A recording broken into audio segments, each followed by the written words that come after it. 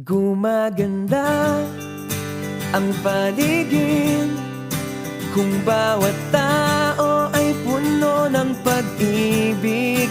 Napapawi ang bighati, masilayan lang ang iyong ngiti. Okay gandang isipin ang isang mundong puno ng pag-ibig.